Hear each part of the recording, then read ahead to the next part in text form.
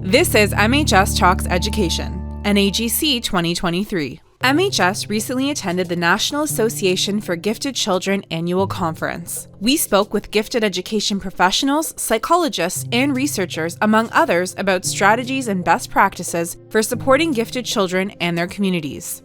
Dr. Donna Y. Ford is a distinguished professor of education and human ecology at Ohio State University. She conducts research primarily in gifted education and culturally responsive multicultural urban education. This year at NAGC, Dr. Ford presented on several topics. She discusses her session, Underrepresentation and Inequity. The more things change, the more they stay the same. So in that session, I'm talking about different forms of equity that decrease the likelihood that Black and Hispanic students in particular will be identified and placed in gifted and talented education in AP classes as well as in honors classes. So I'm going to talk about a dozen barriers to our representation and having access. I'm going to talk about what it means to be anti-racist, equity-minded, and culturally competent.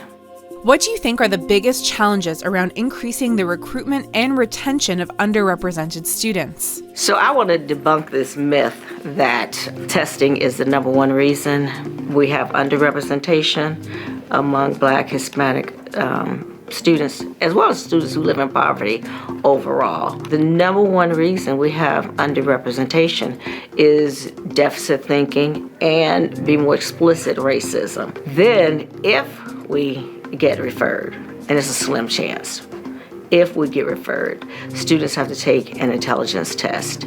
And it's a problem because the test that's usually chosen is a verbal measure, and we have a lot of data indicating that it's ineffective for Black and Hispanic students, and we need to instead use a nonverbal.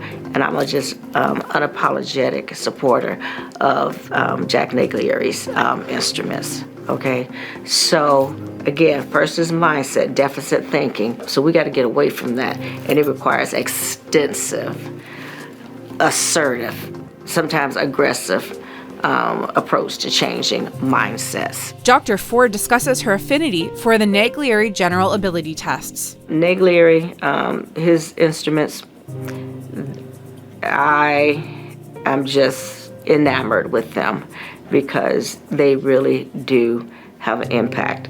The language is taken away, and the experience does not count as much.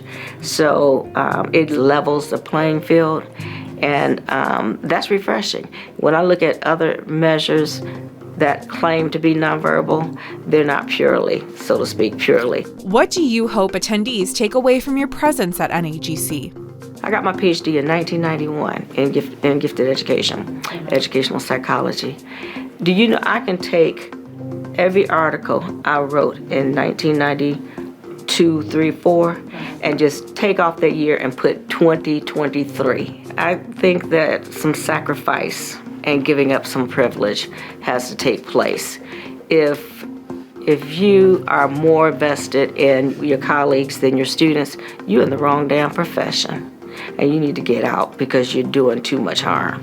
All right, so be willing to fight the status quo, and be willing to face a lot of anger and resistance. Overall, it's about your attitude, your beliefs, and your values, your philosophy. To learn more about Dr. Ford and her work, visit drdonnayford.com. Stay tuned for more videos in this MHS Talks Education series.